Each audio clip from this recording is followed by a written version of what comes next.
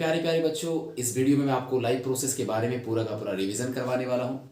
और ये क्लास 10 का काफ़ी लेंथीएस्ट चैप्टर माना जाता है, लेकिन आज इस क्लास में हम लोग इसे काफ़ी ईजीएस्ट मेथड में पढ़ेंगे। तो चलिए, आप अपने पास अपना बुक रख लीजिए और मेरे साथ पढ़ते चलिए, और आप नोट्स ज़रूर बनाएंगे। आज का जो टॉपिक होगा हमारा, वो होगा life process.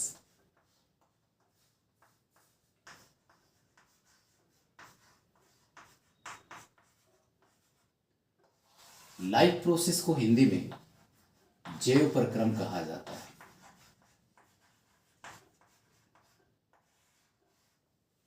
First of all, I am going to tell you about what is the meaning of life process. Life process का मतलब क्या होता है? लाइफ प्रोसेस वो बायोलॉजिकल प्रोसेस है, ये एक तरीके का बायोलॉजिकल प्रोसेस है, एक जैविक प्रक्रम है जो कि ऑल लिविंग थिंग्स परफॉर्म करता है, performed by all living things.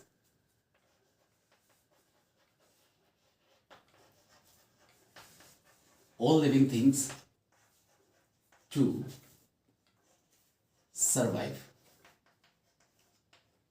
अगर मैं बात करूं कि जितने भी लिविंग थिंग्स है, अपने आप को जीवित रखने के लिए जो भी बेसिक प्रोसेस को वो परफॉर्म करता है, उसे हम लोग लाइफ प्रोसेस के नाम से जानते हैं।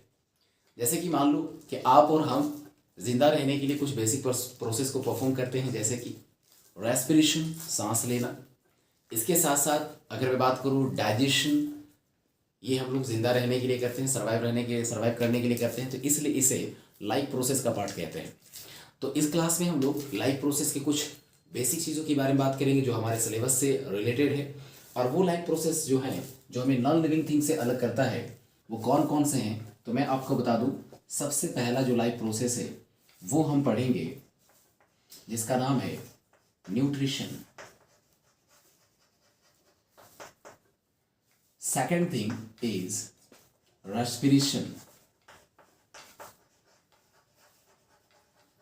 And my dear students, the third life process related to your syllabus. Okay, there are various life process performed by all living things, but in class 10, we have to learn only and only few important life processes. And the first is nutrition, and the second is respiration, and the third is digestion. The next is transportation.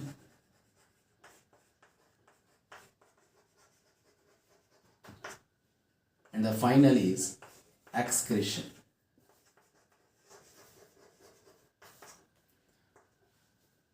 My dear students, what is the meaning of nutrition? Nutrition का मतलब क्या होता है? तो मैं आपको बता दूं कि जो भी हम लोग फूड अपने आप को सर्वाइव करने के लिए जो फूड हम लोग लेते हैं, उस फूड को लेने के पीछे मकसद होता है कि जिससे हम लोग जो भी वेजिटेबल्स लेते हैं या फूड हम लोग खाते हैं, उसमें कुछ एसेंशियल कंपोनेंट्स होती हैं। जैसे कि अगर आप सोयाबीन को लेते हैं तो सोयाबीन के अंदर काफ़ी ज़्यादा प्रोटीन होता है, तो प्रोटीन को लेने के लिए हम लोग सोयाबीन को खाते हैं।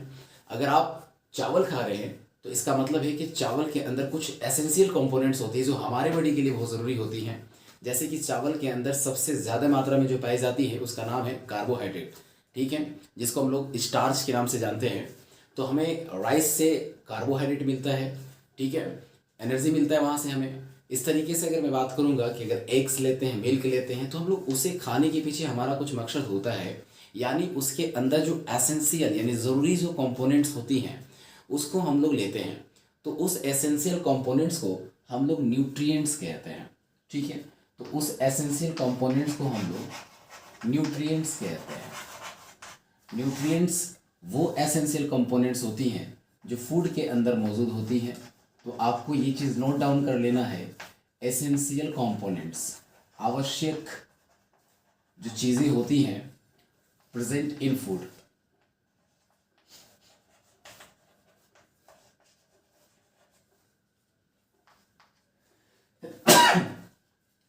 जो एसेंशियल कंपोनेंट्स मौजूद होती है हमारे फूड में, उसे हम लोग न्यूट्रिएंट्स कहते हैं। और इस न्यूट्रिएंट्स को लेने का जो मेथड है उसको हम लोग न्यूट्रिशन कहते हैं। तो ये क्या है? मेथड या हम इसे डायरेक्ट कह सकते हैं प्रोसेस ऑफ इनटेक, अंदर लेना, किसको? न्यूट्रिएंट्स को। तो न्यूट्रिएंट्स को अपनी बॉडी के अंदर लेना ये न्यूट्रिशन कहलाता है। बस अगर मैं बात करूं रेस्पिरेशन का मतलब क्या होता है, तो रेस्पिरेशन का मतलब होता है कि sir the breakdown of food, the breakdown of food and obtain energy. आपको मैं बता दूं रेस्पिरेशन का मतलब होता है कि फूड का ब्रेकडाउन करना और उससे एनर्जी को ऑब्टेन करना, ये हमारा रेस्पिरेशन कहलाता है। ठीक है, देखो ब्रीदिंग और रेस्पिरेशन में डिफरेंस है, सांस लेना और श्वसन में अंतर है। ब्रीदिंग का मतलब सिर्फ होता है इनहेल एंड एक्सेल, यानी ऑक्सीजन को अंदर लेना, कार्बन डाइऑक्साइड को बाहर करना, ये ब्रीदिंग कहलाता है। और पर मिनट में आप कितना ऑक्सीजन को लेते हैं, कितना कार्बन डाइऑक्साइड छोड़ते हैं, इस रेट को हम लोग ब्रीदिंग रेट कहते हैं। बट रेस्पिरेशन का मतलब होता है कि फूड का ब्रेकडाउन होना और उस फूड के ब्रेकडाउन होने के बाद वहाँ से हमें एनर्जी ऑब्टेन करना, इसे हम रेस्पिरेशन कहते हैं। और ये हमारे बॉडी के सेल में होता है। और सेल का कौन सा पार्ट में होता है तो आपको पता होना चाहिए, ये हमारे सेल का माइटोकॉन्ड्रिया में होता है। मैं इसके बारे में एक एक जिक्र करूँगा। और माइटोकॉन्ड्रिया को हम लोग power house of the cell भी कहते हैं, क्योंकि यहाँ पर हमारा एनर्जी बनता है। पावर हाउस ऑफ सेल, यानी इसे हम power house of the cell कहते हैं, यानी कोशिका का ऊर्जा घर कहते हैं, क्योंकि हमारे सेल के अंदर रेस्पिरेशन होता है। सवाल आता है कि रेस्पिरेशन हमारे बॉडी में कहाँ होता है? लंग्स में। लंग्स में नहीं होता है, रेस्पिरेशन हमारे बॉडी के सेल में होता है। सेल का कौन सा सेल ऑर्गेनल में होता है? माइटोकॉन्ड्रिया में। और माइटोकॉन्ड्रिया की अगर बात करें तो माइटोकॉन्ड्रिया का जो शेप होता है हमारे सेल ऑर्गेनल्स के अंदर, इस तरीके से एक तरीके का स्ट्रक्चर होता है। और इस माइटोकॉन्ड्रिया के अंदर फूड का ब्रेकडाउन होता है और वहाँ पर हमारे पास एनर्जी मिलता है। अब कैसे होता है मैं इसके बारे में जिक्र करूँगा। और यहाँ पर जो एनर्जी बनता है वो एटीपी के फॉर्म में बनता है। एटीपी का मतलब होता है एडिनोसिन ट्राइफॉस्फेट, एडिनोसिन ट्राइफॉस्फेट। और ये एडिनोसिन ट्राइफॉस्फेट क्या होता है मैं इसके बारे में बताऊंगा बाद में। अब मैं बात करता हूँ डाइजेशन के बारे में। डाइजेशन को सिंपल भाषा में हम कहेंगे breakdown of complex form of food, complex form of food into simpler form, यानी फूड के कॉम्प्लेक्स फॉर्म का सिंपलर फॉर्म में टूटना। यानी मान लीजिए कि फूड के इतने बड़े बड़े पार्टिकल्स से वो छोटे छोटे टुकड़ों में टूट जाए, इस प्रोसेस को बस हम लोग कहते हैं डाइजेशन। और इस डाइजेशन को परफॉर्म करने के लिए हमारे पास बॉडी में हमारा एक सिस्टम होता है जिसको हम लोग डाइजेस्टिव सिस्टम कहते हैं। रेस्पिरेशन को परफॉर्म करने के लिए हमारी बॉडी में एक सिस्टम होता है जिसको रेस्पिरेटरी सिस्टम कहेंगे। और न्यूट्रिशन होगा जिसमें हम लोग यहाँ पर हम लोग इसी में डाइजेशन और न्यूट्रिशन को कंबाइन करके पढ़ेंगे। अगला हमारे पास आता है ट्रांसपोर्टेशन, जो हमारे बॉडी के अंदर न्यूट्रिएंट्स एब्जॉर्ब कर ली जाती हैं, जो हमारे बॉडी के अंदर फूड के अंदर जो एसेंशियल कंपोनेंट्स होती है उसको जब ले लिया जाता है तो उसको बॉडी के अलग अलग पार्ट तक उसे पहुंचाना होता है। और इस प्रोसेस को हम लोग कहते हैं ट्रांसपोर्टेशन, यानी process of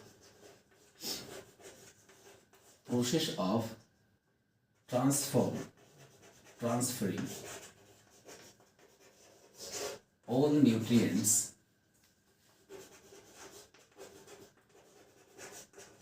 from one part to another। अगर बॉडी के एक पार्ट से दूसरे पार्ट तक किसी न्यूट्रिएंट्स को ले जाना हो तो इस प्रोसेस को हम लोग ट्रांसपोर्टेशन कहते हैं। और ट्रांसपोर्टेशन को परफॉर्म करने के लिए हमारी बॉडी में एक सिस्टम होता है जिसको ट्रांसपोर्टेशन सिस्टम कहते हैं। और इसके अंदर हम लोग हार्ट के बारे में पढ़ेंगे जो ट्रांसपोर्टेशन को परफॉर्म करेगा। डाइजेस्टिव सिस्टम में हम लोग स्टमक के बारे में बात करेंगे, माउथ के बारे में बात करेंगे। इसको एक एक करके हम लोग जिक्र करेंगे। हमारे पास अगला टॉपिक है एक्सक्रीशन, जिसे हिंदी में उत्सर्जन कहा जाता है। अब हमारी बॉडी के अंदर जो न्यूट्रिएंट्स थे उसको हमारी बॉडी में ले लिया गया, अलग अलग पार्ट तक पहुंचा दिया गया, लेकिन जो अनवांटेड चीज़ें होती हैं उसे अब हमारे बॉडी से बाहर निकालना होता है। तो process of removing of wastage, यानी हमारे बॉडी से वेस्टेज को बाहर निकालने का जो प्रोसेस है उस प्रोसेस को कहते हैं हम लोग एक्सक्रीशन। जैसे कि हमारे बॉडी के अंदर ऑक्सीजन जो जाता है, उस ऑक्सीजन का कंजप्शन होने के बाद हमारे सेल के अंदर कार्बन डाइऑक्साइड का फॉर्मेशन होता है, और उस कार्बन डाइऑक्साइड को हमारे बॉडी से बाहर निकालने की ज़रूरत होती है, क्योंकि कार्बन डाइऑक्साइड हमारी बॉडी के लिए बहुत ज़रूरी चीज़ नहीं है। तो उस कार्बन डाइऑक्साइड को बाहर निकालना एक्सक्रीशन के प्रोसेस में आएगा, है ना। और हमारे बॉडी के अंदर जो भी न्यूट्रिएंट्स, विटामिन्स जो भी हम लोग लेते हैं उसको अलग अलग पार्ट तक पहुंचाना, उस प्रोसेस को हम लोग ट्रांसपोर्टेशन के नाम से जानेंगे। और इस ट्रांसपोर्टेशन में हमारा हार्ट बहुत बड़ा रोल अदा करता है इसमें। तो हम लोग एक एक करके सबके बारे में जानेंगे। तो हमारा सबसे पहला टॉपिक होगा न्यूट्रिशन, फिर हम लोग बात करेंगे रेस्पिरेशन, डाइजेशन, ट्रांसपोर्टेशन और एक्सक्रीशन के बारे में। ठीक है, तो हमारे स्टूडेंट्स चलिए बात करते हैं अब न्यूट्रिशन के बारे में, जो हमारा लाइफ प्रोसेस का पहला टॉपिक था। इसके बारे में हम लोग एक एक करके जिक्र करते हैं कि ये न्यूट्रिशन होता क्या है। तो मैंने आपको सबसे पहले कहा कि ये एक प्रोसेस है जिसमें से हम लोग न्यूट्रिएंट्स को अपने बॉडी के अंदर लेते हैं। तो प्रोसेस ऑफ इनटेक न्यूट्रिएंट्स, मैं बहुत ही सरल शब्दों में लिख रहा हूँ, इसके बारे में आप बहुत कुछ और ऐड कर सकते हैं। तो न्यूट्रिएंट्स को अपने बॉडी के अंदर लेने का जो प्रोसेस है उसे हम लोग न्यूट्रिशन कहते हैं मेरे प्यारे बच्चों। अब मैं बताऊंगा आपको न्यूट्रिशन हमें हमारी बॉडी में भी होता है, हम भी न्यूट्रिशन का प्रोसेस को परफॉर्म करते हैं, और अदर एनिमल्स जैसे कि डॉग हो गई हैं, एलिफेंट्स हो गए हैं, जो भी एनिमल्स लिविंग थिंग्स हैं ना, जैसे प्लांट्स भी हो गए, वो भी न्यूट्रिशन के परफॉर्म को करती हैं। तो हम यहाँ पर दोनों की बात करेंगे, न्यूट्रिशन इन प्लांट्स को अलग पढ़ेंगे, न्यूट्रिशन इन एनिमल्स को अलग करके पढ़ेंगे। तो फर्स्ट ऑफ ऑल हम यहाँ पर जानेंगे कि न्यूट्रिशन के मोड्स कितने होते हैं। तो मैं अगला टॉपिक ले रहा हूँ mode of nutrition. Mode of nutrition, mode का मतलब होता है तरीका। तो न्यूट्रिशन करने के यानी न्यूट्रिएंट्स को अपनी बॉडी के अंदर लेने के तरीके कितने होते हैं, तो मैं आपको बता दूं कि इसके दो मेथड हैं, दो मोड हैं। सबसे पहले को कहते हैं autotrophic mode of nutrition, autotrophic mode of nutrition.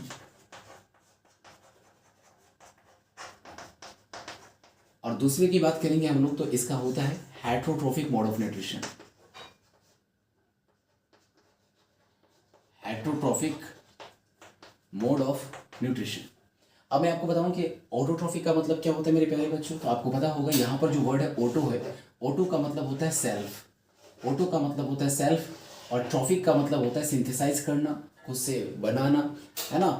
तो यहाँ पर जो एनिमल्स, या तो वो एनिमल हो या प्लांट हो, अगर वो अपना खाना खुद बनाता है, किसी दूसरे पे डिपेंडेंट नहीं होता है, यानी उसे एक जगह से दूसरे जगह जाने की ज़रूरत नहीं पड़ती है, तो उसे हम लोग ऑटोट्रॉफिक मोड ऑफ न्यूट्रिशन के अंदर लेंगे।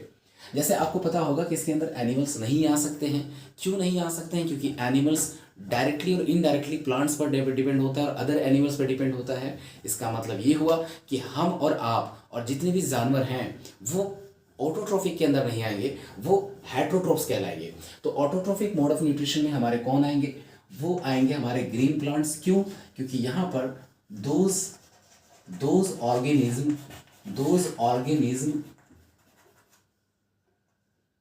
who make their own food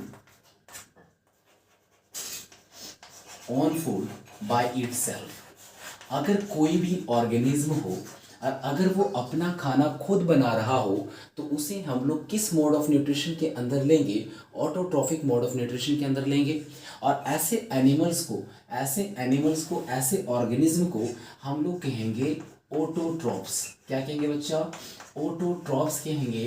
और इसके अंदर हमारे ग्रीन प्लांट्स आते हैं, ग्रीन प्लांट्स होंगे और कुछ अलगी हो गए।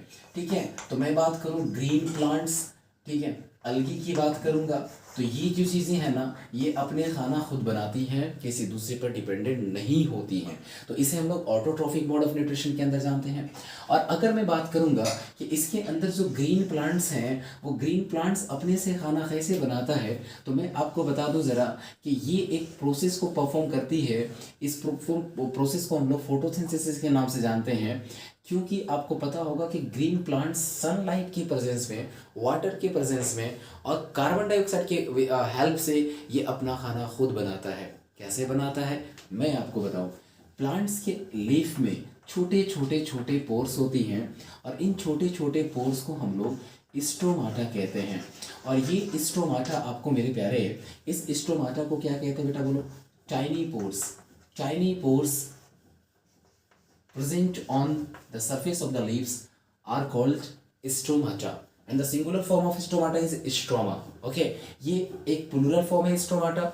और आपको पता होना चाहिए कि ये जो स्टोमाटा है, इसी स्टोमाटा से हमारे गैसियस एक्सचेंज होंगे। तो आपको पता होगा यहाँ से क्या परफॉर्म होगा, गैसियस एक्सचेंज होगा। और इसके साथ साथ वाटर भी जो होगा ना, ये इवापोरेट होगा और उसे ट्रांसपिरेशन के नाम से जानते हैं। The process of evaporation of the water through the stomata from the leaf surface is called transpiration. तो यहाँ से वाटर भी इवापोरेट्स होती हैं और यहाँ से भाप बन के इस तरीके से भाप बन करके निकल जाती हैं। ठीक है, तो स्टोमाटा आपको पता होगा कि स्टोमाटा जो छोटे छोटे पोर्स होती हैं, ये एक बीन लाइक स्ट्रक्चर से इस तरीके से घिरा होता है, जिसको हम लोग गार्ड सेल के नाम से जानते हैं। और आपको बता दें, इसे कहते हैं गार्ड सेल। क्या कहते हैं बच्चा? गार्ड सेल कहते हैं। और ये गार्ड सेल दो तरीके के यहाँ पर प्रोसेस होती हैं। सबसे पहला जो होता है वो होता है कॉन्ट्रैक्शन। इसका कॉन्ट्रैक्शन होता है, यानी ये गार्ड सेल सिकुड़ते हैं। कब? जब वाटर की मात्रा कम हो जाए, जब पानी का क्वांटिटी कम हो जाता है, उस समय ये कॉन्ट्रैक्ट कर जाएंगी इस तरीके से। तो जब ये कॉन्ट्रैक्ट कर जाएंगी तो ये जो पोर्स होंगी वो क्लोज हो जाएंगी। जब क्लोज हो जाएंगे तो गैसियस एक्सचेंज बंद हो जाएगा। जब गैसियस एक्सचेंज आपका परफॉर्म करना होगा तो उस समय यहाँ पर वाटर का जो क्वांटिटी होगा, यानी कॉन्सेंट्रेशन ऑफ वाटर जब कम हो जाएगा, तब वहाँ कॉन्ट्रैक्शन होगा। और जब हमारे पास वाटर का अमाउंट ज़्यादा होगा तो वहाँ पर ये क्या करेगा? स्वेलअप होगा। क्या होगा? स्वेलअप होगा, यानी फूलेगा। कब? जब इसमें पानी की मात्रा, पानी का क्वांटिटी बढ़ जाए। तो इस तरीके से स्वेलअप करेगा तो यहाँ पोर्स ओपन हो जाएंगी, यानी स्टोमाटा ओपन होगा और गैसियस एक्सचेंज परफॉर्म होगा। ठीक है, तो यहाँ तक मैंने कहा। और ये गार्ड सेल जो होती हैं, ये हम लोगों को किसका ओपनिंग और क्लोजिंग को परफॉर्म करता है। अगर गार्ड सेल स्वेलअप करेंगे तो पोर्स खुलेंगे, गार्ड सेल कॉन्ट्रैक्ट करेगा तो ये पोर्स क्लोज हो जाएंगे। मेरे प्यारे बच्चों, अब इसमें से एक ग्रीन कलर का पिगमेंट्स होता है। इस लीव्स के अंदर ग्रीन कलर का पिगमेंट्स होता है। आपको बता दें, जिसे क्या कहते हैं? क्लोरोफिल कहते हैं। ग्रीन कलर पिगमेंट होता है जिसे क्लोरोफिल कहा जाता है। और इस क्लोरोफिल का काम क्या होता है? इसे कहते हैं क्लोरोफिल। मेरे प्यारे बच्चों, क्लोरोफिल का काम होता है टू एब्जॉर्ब सनलाइट। ये सनलाइट को एब्जॉर्ब करती है, ये सनलाइट को सोखती है। जो सनलाइट आएगी इस तरीके से, उसको यहाँ पर जो पड़ेगी उसे एब्जॉर्ब करने का काम कौन करेगा? तो क्लोरोफिल करेगा। ठीक है, अब ये जो लीफ हैं, ये लीफ में नीचे आने के बाद देखना, स्टेम में छोटे छोटे रूट्स होती हैं। और ये रूट्स क्या करते हैं? वाटर को एब्जॉर्ब करता है, यानी वाटर यानी H2O इस रूट्स की मदद से सॉइल से इसे एब्जॉर्ब किया जाता है। और हमारे स्टेम में, है ना, लीव्स के स्टेम में जाइलम होता है। क्या होता है बच्चा? जाइलम होता है। और ये जाइलम क्या करता है? इस वाटर को ऊपर की तरफ ले जाता है, यानी यूनिडायरेक्शनल में। ठीक है, नीचे से सिर्फ पानी ऊपर जाएगा या लीव्स तक आएगा। अब ज़रा बता दो मुझे, एक बार मैं थोड़ा सा रिवाइज करवा देता हूँ। इस स्टोमाटा से गैसियस एक्सचेंज होता है। इसका मतलब अगर मैं कहूँ कार्बन डाइऑक्साइड अंदर जाता है तो क्या मैं गलत हूँ? नहीं। तो मेरे प्यारे बच्चों, फोटोसिंथेसिस जो प्रोसेस होता है, इस फोटोसिंथेसिस में क्या क्या होता है, मैं आपको बता दूं। तो यहाँ पर मैं एक टॉपिक ले रहा हूँ, फोटोसिंथेसिस। तो ज़रा बता दो, फोटोसिंथेसिस का मतलब क्या होता है? फोटोसिंथेसिस एक ऐसा प्रोसेस है जिसमें से प्लांट्स अपने फूड खुद बनाते हैं। इसमें जो वर्ड फोटो है, इसका मतलब होता है लाइट। लाइट होता है। क्यों? क्योंकि फोटो बना है फोटोन से, और फोटोन का मतलब होता है लाइट पार्टिकल। लाइट के पार्टिकल्स होते हैं, और ये लाइट की पार्टिकल्स यानी लाइट की मदद से सिंथेसाइज का मतलब होता है टू मेक, यानी बनाना, या टू प्रिपेयर, यानी अपने खाना को खुद बनाना। और किसकी मदद से? लाइट के मदद से। तो इसको कहते हैं photosynthesis. Photosynthesis is a process performed by the green plants, and in this process they use carbon dioxide, water and sunlight, and with the help of these raw materials the green plants perform photosynthesis and make their food. This process is known as photosynthesis. My dear students, photosynthesis का जो equation होता है ज़रा मैं बताना चाहूँगा कि सबसे पहले वाटर को एब्जॉर्ब किया जाता है रूट से, तो आपको बताएंगे H2O ये आ गया, और क्लोरोफिल जो ग्रीन कलर का पिगमेंट्स होता है, जो क्लोरोफिल होता है ये किसको एब्जॉर्ब करेगा, सनलाइट को, और सनलाइट क्या करेगा कि वाटर और कार्बन डाइऑक्साइड इन दोनों में रिडक्शन का प्रोसेस होगा, और इस जगह पर सनलाइट जो होगा इसको एब्जॉर्ब कौन करेगा, क्लोरोफिल करेगा, क्लोरोफिल एब्जॉर्ब करेगा। इस जगह पर रॉ मटेरियल्स में इसको लिखा जाएगा, आपसे एग्जाम में पूछा जाएगा कि फोटोसिंथेसिस की प्रोसेस में कौन कौन से रॉ मटेरियल, कौन कौन सी कच्ची सामग्रियाँ यूज़ की जाती हैं, तो मेरे प्यारे बच्चों आप बोलोगे water, carbon dioxide raw materials में यूज़ होता है, और क्लोरोफिल को कौन ऑब्जर्व करता, सनलाइट को कौन एब्जॉर्ब करता है, क्लोरोफिल एब्जॉर्ब करता है। अब यहाँ पर कुछ प्रोसेस होती हैं जिनके बारे में मैं जिक्र करना चाहूँगा, ज़रा मैं ऊपर की तरफ ले लेता हूँ, आप इसको ज़रा नोट्स करना। जब फोटोसिंथेसिस का प्रोसेस होता है तो प्लांट्स में सबसे पहला जो प्रोसेस होता है वो होता है एब्जॉर्प्शन। एब्जॉर्प्शन सबसे पहला प्रोसेस। फिर दूसरे प्रोसेस की बात करेंगे तो होता है रिडक्शन। Okay, reduction. और फिर मैं बात करूंगा यहां पर रिडक्शन का मतलब होता है रिड्यूस करना। ओके, उसके बाद हमारे पास अगर मैं बात करूंगा एब्जॉर्प्शन का मतलब क्या हुआ, रिडक्शन का मतलब क्या हुआ, तो इन सभी के बारे में आपको जिक्र कर देता हूं। सबसे पहले देखेंगे आप, एब्जॉर्प्शन का मतलब हुआ कि सनलाइट को एब्जॉर्ब कर लिया गया और वाटर को भी एब्जॉर्ब करके यहाँ तक पहुँचा दिया गया। तो एब्जॉर्प्शन में सनलाइट को एब्जॉर्ब कौन करेगा, क्लोरोफिल एब्जॉर्ब करेगा, और क्लोरोफिल जब उसको एब्जॉर्ब कर लेगा तो वहाँ पर हमारे पास ब्रेकडाउन होता है ना, अब वहाँ पर हमारे पास रिडक्शन होगा। ठीक है, और इस तरीके से मैं इन सभी प्रोसेस के बारे में थोड़ा आगे जाकर के मैं जिक्र करूंगा। तो आप लिख लेना, सबसे पहले एब्जॉर्प्शन होता है, फिर यहाँ पर बात करेंगे रिडक्शन होता है। अब किस तरीके से होता है ज़रा मैं बताऊंगा कि वाटर और कार्बन डाइऑक्साइड मिल करके यहाँ पर ग्लूकोज बनेगा, तो मैं यहाँ पर लिख देता हूँ ग्लूकोज बनेगा। ग्लूकोज का फॉर्मूला C6H12O6 और प्लस O2 निकलेगा, और ये O2 गैस बाहर निकल जाएगा। मेरे प्यारे बच्चों, आप फर्स्ट चैप्टर में पढ़े होंगे कि how to balance a chemical reaction. आप इसे बैलेंस करके बताना कि किस तरीके से इसे बैलेंस करेंगे, कहाँ पर 6 टाइम लगे, कहाँ 12 टाइम्स लगेगा, और आप उसे बैलेंस करके रखना। ठीक है मेरे प्यारे बच्चों, तो ये मेरा इक्वेशन हुआ। अब मैं आपको बता देता हूँ कि न्यूट्रिशन में, ऑटोट्रॉफिक न्यूट्रिशन में फोटोसिंथेसिस को जानना था, और इस फोटोसिंथेसिस में जानने के बाद मैं आपको बताने वाला हूँ हेटरोट्रॉपिक मोड ऑफ न्यूट्रिशन में क्या होता है। तो मेरे प्यारे बच्चों, अब बात करते हैं हेटरोट्रॉपिक मोड ऑफ न्यूट्रिशन के बारे में। और ये हेटरोट्रॉपिक मोड ऑफ न्यूट्रिशन क्या होता है, आप इसे स्क्रीनशॉट ले लें, फिर मैं आपको आगे की बात करता हूँ।